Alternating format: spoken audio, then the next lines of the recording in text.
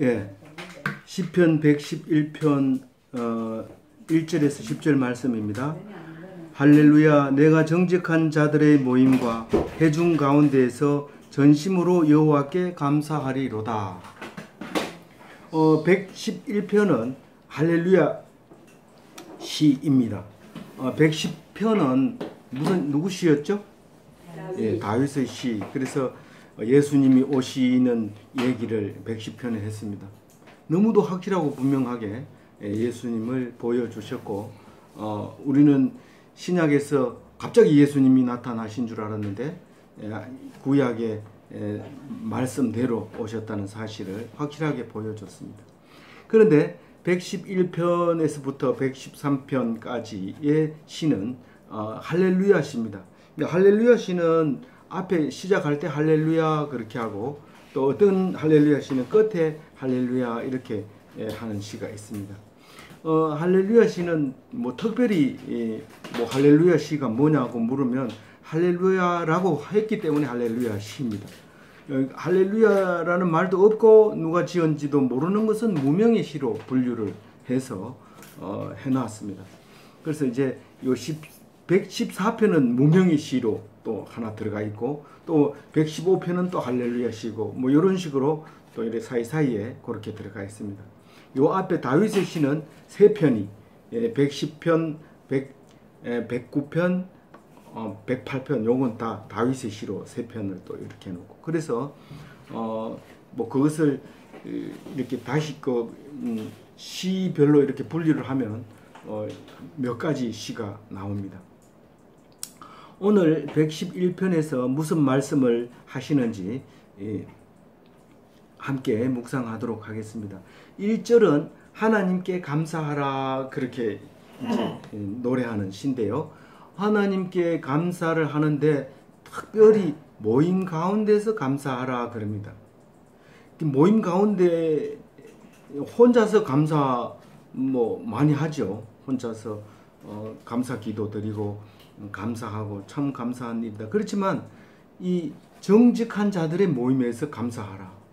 우리가 모이면은 개추로 모이는 게 아니라 성경 말씀으로 모이기 때문에 그 사람들은 정직한 사람들의 모임이 됩니다. 그래서 그 안에서 감사하게 되는 겁니다. 그리고 회중 가운데에서 감사하라 그렇게 해놨습니다. 여럿이 모인 속에서 감사하라는 거예요. 이 감사가 그냥 혼자 앉아서 감사하는 게 아니다라는 것이고요. 그 다음에 진심으로 감사하라 그렇게 얘기합니다. 여럿이 모이면 진심이 잘 안 되기 때문에, 전심이 안 되기 때문에 올인하라는 거죠. 전심이라는 것은 거기에다 그렇게 말하고 있습니다. 2절에서는 하나님을 기리라 그랬는데 길이라는 말을 잘 안 쓰지요. 묵상하라, 하나님을 묵상하라, 연구하라, 탐구하라. 다른 성경은 연구하라, 탐구하라 또 그렇게 있습니다. 그래서 여기서는 기리고 기려라 그런 말, 묵상하라는 거죠. 뭘 묵상을 하냐면 하나님이 하시는 일은 크다라는 걸 묵상하라는 거예요. 이야, 이거 우리가 못하는 일을 하나님이 하셨다. 그 다음에요, 하나님의 일을 즐거워하는 자들아. 예? 하나님의 일을 즐거워하는 자들아 이렇게. 그러니까 하나님의 행하시는 일을 크다고 말하는 사람은 하나님의 일을 즐거워하지 않으면 이 일이 크다는 말을 못합니다. 이야, 대단하다. 그거를 즐거워하니까 그런 말을 하죠. 그게 이제 2절 말씀입니다. 그 다음에 3절에는 하나님의 행하시는 일은 존귀하다. 하나님의 하시는 일은 모두가 존귀하다. 그 다음에 그가 의미하시도다. 존귀하시도다, 의미하시도다. 의미라는 말은 영광스럽고 찬란하다. 또는 다른 번역에서는 존귀하고 영광스럽다. 이런 식으로 번역하기도 합니다. 그리고 또 어떻다고요? 그는 정의가, 그 정의는 영원하다. 그 행하시는 일이 엄의하시고 그 하시는 일이 정의로운데 그것이 영원하다 그런 겁니다. 여기서는 이제 정의라는 말을 이제 째다카라고 했는데 개역 한글에는 제대로 되어 있는데 개역 개정에서 오면서 의와 정의와 공의와 공의와 그 다른 말을 표현하는 게 있는데 그게 혼돈돼서 막 이렇게 오히려 헷갈리게 만들어 놔 버렸어요. 이 개역 개정에서. 그래서 이 여기서 말하는 것은 정의라고 말해야지 정확하게 의사 전달이 됩니다. 정의는 째다카입니다. 라이저스니스 이게 발음이 안 돼가지고 발음 기호를 써놨어요. 라이저스니스인데 이 미시파트하고는 다른 거죠. 미시파트는 공의인데 째다카는 정의입니다. 여기 여러 번 나왔기 때문에 이제 제가 그만큼만 하고 뒤에 가서 또 나올 때 한 번 더 얘기하고 하도록 하겠습니다. 요거는 째다카입니다. 그래서 4절엔 그 의로움은 영원하다. 이게 하시는 일이 다 옳다는 거예요. 하나님이 하시는 일이 다 옳다는 것을 지금 그 3절에서 이야기하고 있고요. 4절에서는 그의 기적을 사람이 기억하게 하셨도다. 사람이 하나님이 하시는 일을 기억하게 하셨는데 참 그게 놀라운 기적이에요. 많은 기적을 일으킨 것만 해도 참 놀랍지만은 그 기적을 말씀으로 기록한 것은 더욱 기적입니다. 제가 성경을 묵상하기 시작하면서 성경을 읽을 때마다 놀라는 것은 하나님이 일으킨 기적이 그 기적은 하나님이니까 기적을 일으킬 수 있다고 생각하지만 그 기적을 말씀으로 기록해서 3,500년 동안 기록해서 우리가 어제 말씀처럼 읽을 수 있다는 것은 정말 놀라운 기적이라고 생각을 했습니다. 그래서 그 기적을 기억하게 하셨다. 기억하는 방법은 성경으로 글자로 기록하는 수밖에 없습니다. 그걸 기억하게 만들어 줬다는 것에 찬양하고 감사해야 될 말이 제목의 말이죠. 묵상하고 자꾸 말씀을 묵상해야 돼요. 그리고 하나님은 은혜롭다고 하는 것을 묵상해야 되죠. 하나님은 제일 밑에 항상 페이지마다 쓰고 있는데 오직 은혜, 오직 믿음, 오직 성경. 개신교의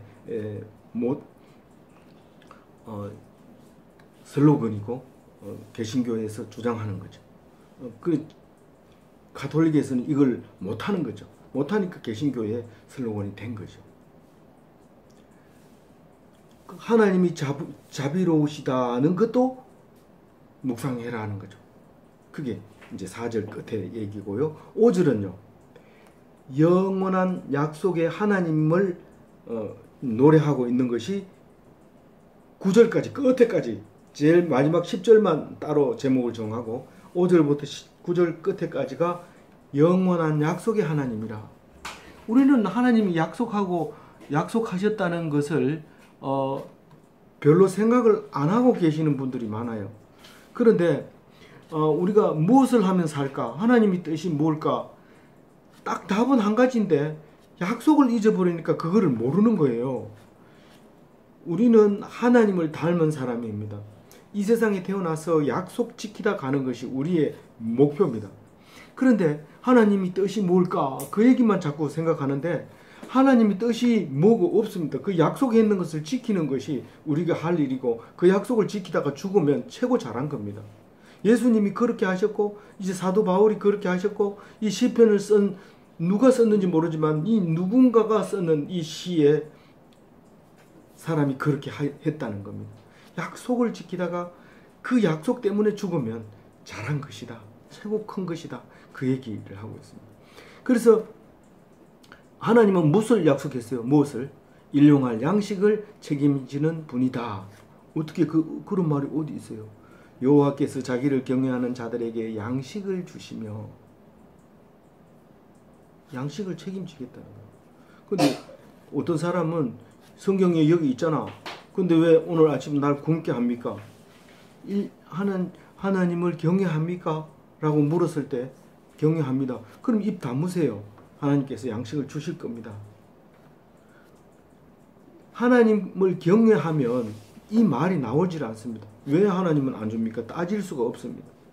하나님이 뭘 경외하면 절대로 굶기지 않고 양식을 주시는, 책임지시는 분이라는 겁니다. 하나님 백성에게는 굶게 하시는 일이 없다. 그렇게 말씀하십니다. 그 다음에 그가 한 약속은 영원히 잊지 않는 분이라 그렇게 말하고 있습니다. 하나님이 한번 약속하면 영원히 잊지 않는다. 아브라함께 약속했는 것을 지금 우리에게 약속을 하고 그걸 기억하고 있는 분이시다라는 겁니다. 그 약속이 뭔지 다 알 겁니다. 믿음으로 말미암아 아브라함의 후손이 되는데 그 숫자가 하늘의 별 같고 바다의 모래알 같은데 그 믿는 자에게 영원한 하나님이 되어주시고 아버지가 되어주시고 임금이 되어주시고 왕이 되어주신다는 것은 약속입니다. 6절에는 여기 좀 이것도 개정으로 바뀌면서 어렵게 만들어놨어요. 쉽게 번역한다고 했는데 이게 다시 돌아가는 게 더 이해가 빠른 거예요. 개역 한글에는 열방을 기업으로 주신 분이다. 우리가 읽고 있는 개역 개정에는 뭇 나라의 기업을 주사 이랬는데 기업은 땅으로 주로 번역을 합니다. 많은 나라의 땅을 우리에게 줬다라고 얘기를 하는데 뭐 성경을 갖다 놓고 따지기로 하면 뭐 우리가 죽을 때까지 따져도 못 따지죠. 이게 이제 마음속에 와 닿느냐 하는 거는 이 지금 개정대로 읽어서 마음에 와 닿으면 그대로 읽으면 되고요. 안 와 닿으면 개역 한글의 거를 다시 한번 읽어보면 이제 이해를 서로 도우면서 이해할 수 있을 겁니다. 열방을 기업으로 주신다고 하면 저는 이렇게 생각을 했어요. 열방을 밥으로 주신다. 양식으로 주신다. 이 전 세계가 그 하나님을 믿는 백성의 밥인 거예요. 열방을 양식으로 줬는데 땅끝까지 이르러 정인이 되는 겁니다. 어떻게 전파하는 선교사가 되는 것이 그게 어떻게 그 사람들이 밥이 되느냐? 하나님은 수없이 얘기를 합니다. 네가 하나님의 일을 하면 굶을 수가 없다. 반드시 내가 책임진다. 곡식을 떠는 소에게 망을 씌우지 말라고 맨 처음부터 얘기했듯이 네가 그 말씀을 가지고 나가면 내가 책임지고 먹여줄게. 그렇게 했던 말씀이 기억이 납니다. 그가 행하시는 일의 능력, 그가 행하시는 일의 능력이 뭡니까? 하나님은 전지전능하시는 것을 누구에게 알려주셨다고요? 이스라엘 백성, 하나님 백성에게 알려주셨다는 겁니다. 그걸 우리가 아니까 그 말씀을 들고 선교사로 나가는 거지, 하나님이 이 무슬림의 모하마드보다 능력이 못하다 그러면 나갈 수가 없지요. 어떻게 나가요? 못 나가죠. 나가가지고는 야 무슬림으로 가라 이렇게 얘기할 거잖아요. 그게 아니라 하나님이 행하시는 일의 능력, 전지전능하신 그 능력을 우리가 알게 하시고 그 알므로 문나라를 기업으로 주셨습니다. 나가서 그 말씀을 전파하는 정인이 되라고 말하고 있는 겁니다. 그래서 그러면서 7절에 이어서 말합니다. 그의 손이 하시는 일은 진실이로다. 그렇게 얘기합니다. 이 진실은 뒤에 또 한번 나와요. 8절에 진실이 나오는데 똑같은 말이 진실, 에메트라는 원어를 똑같이 쓰는 건데 진실에 대해서는 얘기 안 하겠습니다. 근데 그 뒤에 보면 정의며 이랬는데 여기 공의로 해야 되는데 정의로 표현했어요. 내가 공의로 표현해야 된다는 것은 내가 정리한 바로 의하면 그렇다는 겁니다. 근데 성경을 다시 이거 원래 그 개역 한글에는 공의로 돼 있어요. 이 공의로 돼 있는데 이걸 정의로 바꿔버렸어요. 이게 미시파트예요. 그런데 미시파트의 아모스 5장 24절에 공의는 물같이 또 정의는 흐르는 하수같이 하수는 흐르잖아요. 물은 여기서 말하는 물은 고정되어 있는 호수를 얘기하는 거예요. 근데 공의는 딱 정지돼 가지고 흔들리면 안 돼요. 근데 정의는 흘러야 돼요. 소통시켜야 돼요. 그래서 정의는 액티브해요, 패시브해요. 능동적이에요. 아주 정의를 위해서 내가 능동적으로 해야 돼요. 근데 공의는 능동적이지 않아요. 공의는 누구만 할 수 있어요? 우리는 정의를 향할 수 있고 하나님도 정의를 향하지만 공의는 내가 할 수 없어요. 누가 해요? 대부분 판사가 하고 하나님이 하셔요. 대부분 판사나 하나님이 하는 것이 내가 볼 때 옳지 않은 것이 있어요, 없어요? 내가 볼 때 옳지 않은 것이 있어요. 그러나 그것은 반드시 옳다는 거예요. 내가 잘못 생각하고 있다는 거예요. 하나님이 이거 너무 하지 않습니까? 네가 지금 하나님을 몰라서 하는 소리인데 그런 소리 하면 안 돼. 그게 공의예요. 대부분 판사가 재판을 딱 했는데 거기 불복하면은요 갈 데가 없어요. 불복하면 갈 데가 없으니까 대부분 판사 알아놨다가 나중에 보복하고 그 사람은 끝나는 거예요. 그건 안 돼요. 이 법치 국가에서는 있을 수 없는 거예요. 하나님이 하시는 것이 이 모델로 나와 있는 거잖아요. 본으로 나와 있는 거잖아요. 그렇기 때문에 대리 통치자로 인정을 해야 돼요. 그랬을 때 하나님을 인정하는 것이고 하나님을 묵상하는 것이고 하나님을 기리는 것이고 그것이 하나님 인정해 주는 거죠. 그게 공의라는 거죠. 그래서 그리고 7절에 두 번째로는 그의 법도는 확실하다. 우리가 볼 때는 안 맞지만 그래서 마태복음 5장 18절에 보면 그의 법도가 얼마나 정확한지 율법의 1.1획도 결코 없어지지 아니하고 다 이루리라 그렇게 말하고 있습니다. 누가 말했어요? 마태복음이니까 예수님이 말한 거죠. 그리고요 8절에는 이 하나님이 무궁무진한 영원무궁한 기초가 된다. 기초라는 말이 어디 있어요? 8절에 정하신 바요. 정하신 바에 사마크라는 의도가 이 기본이다, 기초다, 근간이다 이렇게 말할 수 있는 거예요. 그래서 그 하나님의 기초가 태초부터 영원까지 계시는 거예요. 모든 게 하나님입니다. 모든 것은 하나님부터 나오고 모든 것은 하나님으로 인해서 이루어집니다. 그래서 영원한 원점이 기준이 된다. 물리학자가 표현을 했어요. 그래서 우리는 지금 기준점이 어디입니까? 북쪽과 남쪽 나침판이 기준점이 돼요. 어디를 가더라도 나침판을 들고 가면 기준점이 있어서 북쪽이고 남쪽이고 알게 되고 그래서 북극성이 우리의 기준점이 된 아주 멀리 있어요. 그 북극성 너무 멀리 있어서 어디를 가든지 북극성은 변함없이 보입니다. 근데 이게 태양계로 밖으로 나가면 기준점이 없어져서 이 우주선이 지금 똑바로 섰는지 거꾸로 섰는지 알지를 못해요. 그래서 이게 기준점을 잡아주는 그게 무한 원점이 하나님이라는 거죠. 그걸 기준으로 해서 좌표가 나오는 거예요. 우리가 말하는 이제 기준이고 우주선이 이 좌표를 잡는 방법은 또 태양을 기준으로 해서 태양이 어느 방향에 있다. 태양을 기준으로 해서 태양을 0으로 하고 방향의 각도가 얼마다 이렇게 이제 나오게 되는 거죠. 태양계 밖으로 나가서는 또 기준을 나름대로 삼을 거고요. 그래서 우리는 기준점이 하나님입니다. 하나님이 사마크다라는 거예요. 하나님이 사마크다. 그리고 또 8절에 그의 행하심은 진실이요라고 에메트요. 그리고 여기서 또 정의라는 말인데 요거는 정의라고 쓰면 헷갈려서 안 돼요. 왜냐하면 요 정의는 그 정의가 아니에요. 이게 야사르라고 하는 강직을 말하는 건데 이 강직은 정의 아니에요.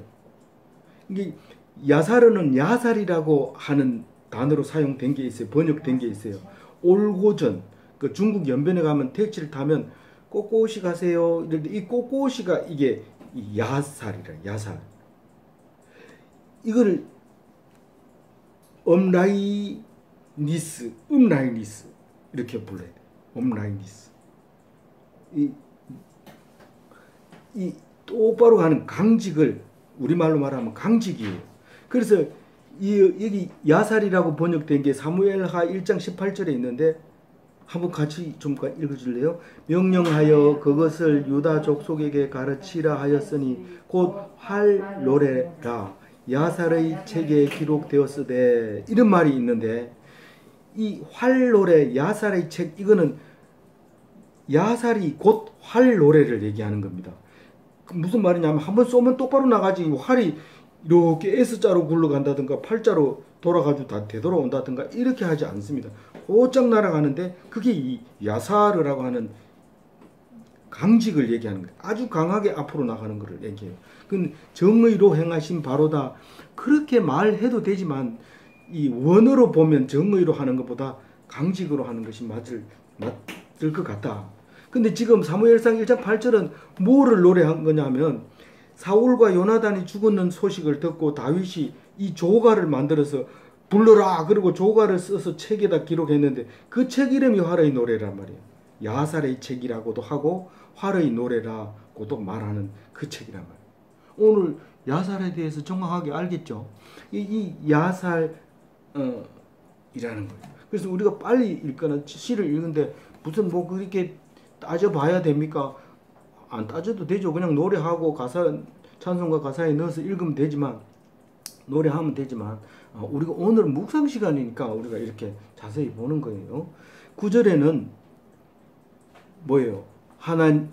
하나님은 영원한 약속의 하나님인데 무슨 약속을 했느냐? 9절에 백성들의 죄를 속하시는 하나님. 속한다는 게 뭔지 알죠? 속죄하시는 하나님. 아무리 잘못해도 속합니까? 속죄합니다. 죽을 죄를 지어도 속죄합니까? 속죄합니다. 절대로 죽이지 않습니까? 절대로 안 죽입니다. 처음부터요. 처음부터. 한 사람도 안 죽였어요. 한 사람도 안 죽였어요. 네 아들을 바쳐라. 그래놓고 죽이려고 칼을 들고 찌르니까 스톱 됐다. 네 신앙 받았으니까 됐다. 네가 저 양을 갖다가 드려라. 그리고 가시나무 뜰 위에 걸려있는 그 양을 잡아다가 드리도록 했어. 한 사람도 안 죽였어. 그 하나님. 그래서 하나님이 앉아있는 자리를 뭐라고 해요? 속죄수라고 하는 거예요. 그 다음에 9절에 보면 언약을 영원히 잊지 아니하시는 하나님. 앞에 나왔죠? 영원히 잊지 아니하는 하나님. 이 노래기 때문에 한번 얘기하고 한번 얘기했으면 또 얘기합니까? 신명기에서는 수없이 얘기하고 시편에서는 더 많이 얘기하고 했던 얘기를 그저 또 하고 또 하고. 왜 그래요? 암만 가르쳐줘도 잊어버리니까요. 암만 가르쳐줘도. 노래를 불러보면 유행가 노래도 방금 불렀던 건데 잊어버리고 씩씩 웃다가 그 노래 부르면 또 눈물 흘리고 이런 경우도 있어요. 그게 안 기억해요. 금방 잊어버려요. 그래서 또 얘기합니다. 여호와의 이름은 영원하리라. 인류가 우리 그 모든 지리학적으로 역사학적으로 심리학적으로 철학적으로 다 봤을 때 우리 하나님은 인간이 창조될 때부터 지금까지 여전히 하나님이에요. 여전히 하나님. 변하지 않는 하나님. 그리고 앞으로 우리가 인류가 다 망가지고 뭐 망가질지 안 망가질지 모르지만 하여튼 끝까지 하나님의 이름은 안 없어지는 거예요. 그 이름은 지극히 존귀하여라. 지극히 존귀하는 것을 뭐라고 표현했어요? 지존하시도다. 지존파 있잖아요. 지존파. 근데 그거는 잘못 쓴 거죠. 하나님만 지존하신 거예요. 하나님. 그리고 이제 마지막으로 제일 마지막으로 얘기한 건데 이게 중요한 거예요. 이 학생들 같으면 별표 2개 하고 시험 문제 기말고사 나온다 말할 수 있겠는데 여기서는 그냥 이제 마음 편하게 말해요. 하나님 찬양은 영원히 계속되리라. 근데 여호와의 경외하는 것이 뭐라고요? 지식의 근본이다. 뿌리라는 거예요. 뿌리라는 거예요. 그 하나님을 안 가르쳐주고 백날 과학을 가르쳐줘봐요.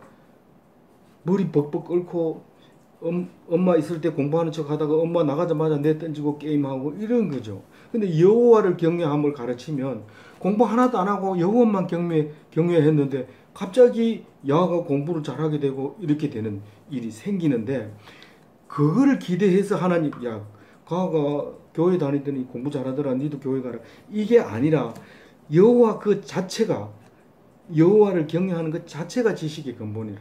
왜 그러냐면 이게 놀라운 거예요. 눈에 보이지 않기 때문에 눈에 보이지 않는 것을 한없이 전파하고 이야기하고 나누고 말하고 이런 사람은 눈에 보이는 걸 말 안 해요. 니 보면 알잖냐. 말 안 해. 근데 하나님을 경외하지 않는 사람은 눈에 보이는 걸 계속 얘기해요. 다 알고 있는 얘기 또 하고 또 하고 또 하고 그래요. 근데 하나님을 경외하는 사람은 입고 다물고 있어요. 그래서 최고 상위에 있는 차원, 최상위 차원의 지식이 하나님이 아는 지식이라고 하잖아요. 도덕 위에, 철학 위에, 종교 위에 기독교가 있다고 얘기하는 거 힘주어서 얘기할 때 귀담아 들어놔야 되죠. 그래야 어디 가서 쪽팔리지 않죠. 마지막으로 계명을 지키는 자는 지각이 뛰어난 자다. 계명을 지켰는데 지각이 뛰어나요. 계명을 지켰는데 그게 근거 있는 얘기냐? 근거 있다. 유대인들이 이 성경을 날 때부터 가르쳐 줘가지고 노벨상은 유대인들이 제일 많이 받는다. 근거 있다. 그래서 많은 대학에서 유대인의 교육법을 벤치마킹 해가지고 와서 비디오 틀어놓고 하는데 그대로 하려면 학교 필요 없어요. 학교 교수도 필요 없고 앞으로 뭐 교수 없는 학교가 이제 생긴다고 그러는데 교수가 필요 없어. 셋이 앉아가지고 계속 얘기하다가 한 사람 얘기하면 한 사람 가만히 있고 한 사람 얘기하면 한 사람 가만히 있고 뭐 이래 호작질도 하고 뭐 이러면서 계속 얘기하고 말하는 사람도 그냥 자꾸 죽기는 거예요. 얼핏 보면 우리가 그 사람 말을 못 알아들어가지고 미친 것처럼 얘기해요. 그런데 그게 수업이라는 거예요. 그거 다 끝나면 가는. 그럼 학교가 뭘 좀 기계를 사고 뭐 프로그램을 짜고 학생들한테 과제 내주고 이런 거 배우러 가서 비디오 찍어가지고 와보니까 아무것도 없고 책도 없고 그냥 아만 서희 와가지고 모여가지고 얘기하다가 가는 거예요. 지각이 참 뛰어나요. 하나님 계명을 지킨다고 하는 것은. 그래서 하나님 우리 자녀들에게도 111편을 잘 가르쳐주고 이야기해줘서 훌륭한 자식이 나게 하시고 하나님 백성으로서 인정받는 누구에게? 하나님께 인정받는 그런 참된 기독교인이 다 되시길 바랍니다.